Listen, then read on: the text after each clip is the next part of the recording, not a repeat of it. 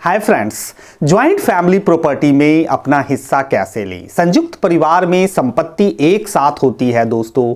अगर किसी को अपना हिस्सा, अपना शेयर चाहिए तो वो कैसे ले। चाचा बंटवारा नहीं चाहते या भाई बंटवारा नहीं चाहता या पिता की इच्छा नहीं है कि अभी संयुक्त परिवार की संपत्ति का विभाजन हो, बंटवारा हो, तो क्या करना होगा। ऐसी किसी भी स्थिति में कोर्ट और कानून ही सहारा बनता है दोस्तों। अदालत में सूट फॉर पार्टीशन यानी बंटवारे का सूट फाइल करना पड़ेगा। यही रास्ता है दोस्तों जिसके तहत प्रॉपर्टी का विभाजन किया जा सकता है। पार्टीशन यानी बंटवारे का दावा करते हुए आप सिर्फ अपने हिस्से का भी क्लेम कर सकते हो, यानी बाकी लोग संयुक्त रह जाएंगे, आपका हिस्सा अलग कोर्ट कर देगी। ये है सेपरेशन ऑफ अ शेयर। दूसरी ओर एक बंटवारा वो है जहां सभी के हिस्सों को कोर्ट विभाजित कर देती है। किसी को अपना हिस्सा चाहिए या पूरी प्रॉपर्टी यानी संयुक्त संपत्ति का विभाजन चाहिए तो ऐसी स्थिति में उसे कोर्ट में सूट फॉर पार्टीशन फाइल करना होता है दोस्तों। लेकिन कुछ कंडीशन है, कुछ शर्तें हैं।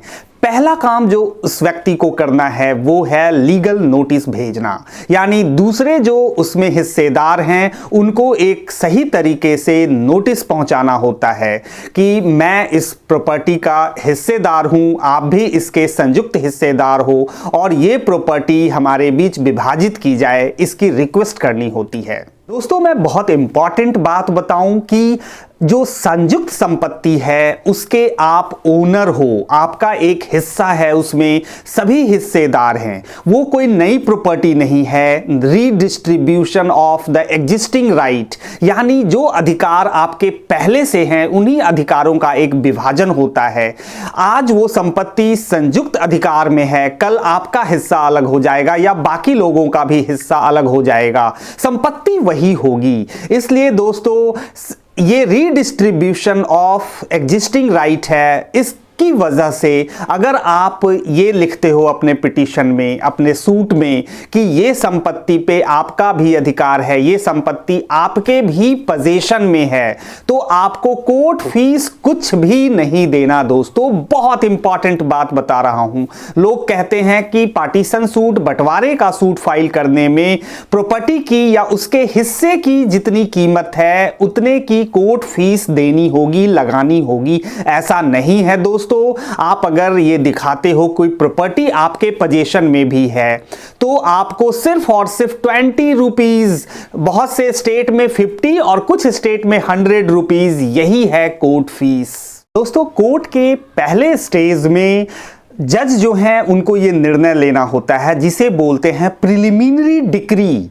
जजमेंट ऑर्डर के साथ एक डिक्री शीट तैयार होती है जिसमें क्लियर लिखा होता है कि आपके अधिकार हैं या नहीं, या आपको कौन सी संपत्ति मिलती है। उस पेज को कहते हैं डिक्री, जो जजमेंट का पार्ट है, ऑर्डर का पार्ट होता है।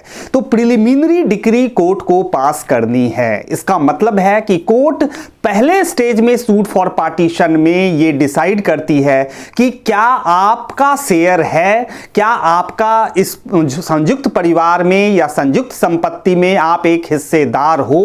ये पहले डिसाइड होता है इस डिक्री में दोस्तों। अगर आप हिस्सेदार हो तो क्या आपका एक अलग शेयर किया जा सकता है, आपको आपका शेयर दिया जा सकता है। ये इसका निर्णय कोर्ट अपने प्रिलिमिनरी डिक्री में देती है। उसके बाद जो इंपॉर्टेंट स्टेज है कि भाई प्रॉपर्टी को कैसे विभाजित करना है, कौन सा हिस्सा किसे जाएगा।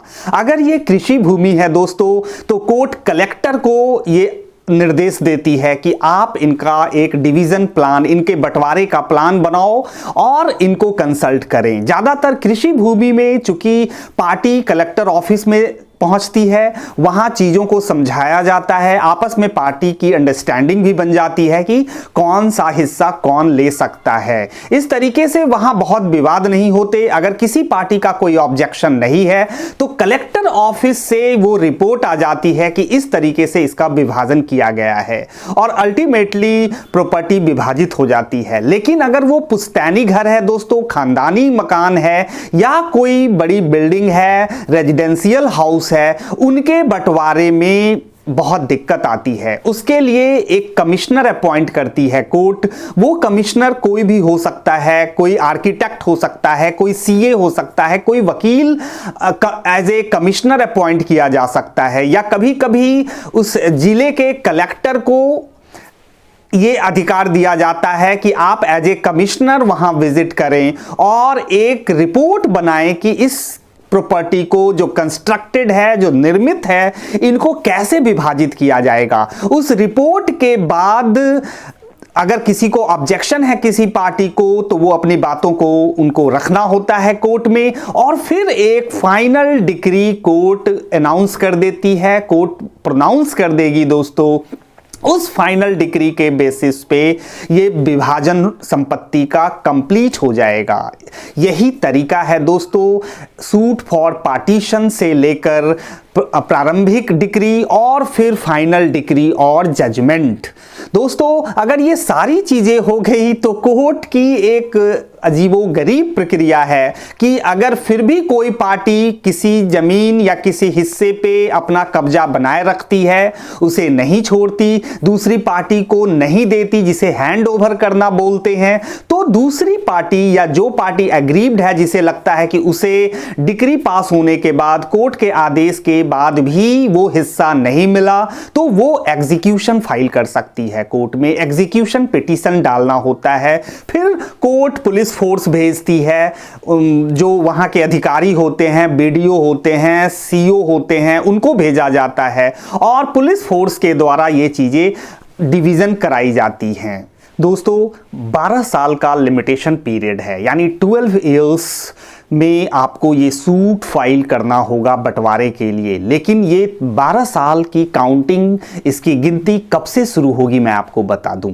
अब अगर किसी ने किसी के हिस्से को रखा हुआ है, उसको दबाया हुआ है और इस तरीके से ये बातें समाज में आम हो चली हैं, लोगों को पता है कि उसने उसके हिस्से को अपने कब्जे में किया हुआ है। अगर ये धारणा सामाजिक रूप से फैली हुई है तो उस समय से, जब से ये धारणाएं चल रही हैं समाज में, उस समय से 12 साल के अंदर जो एग्रीव्ड पार्टी है, जिसके हिस्से को किसी ने दबाया हुआ है, उसको नहीं दिया जा रहा, वो पार्टी 12 साल में पार्टीशन सूट यानी बंटवारे का केस कोर्ट में फाइल करेगी।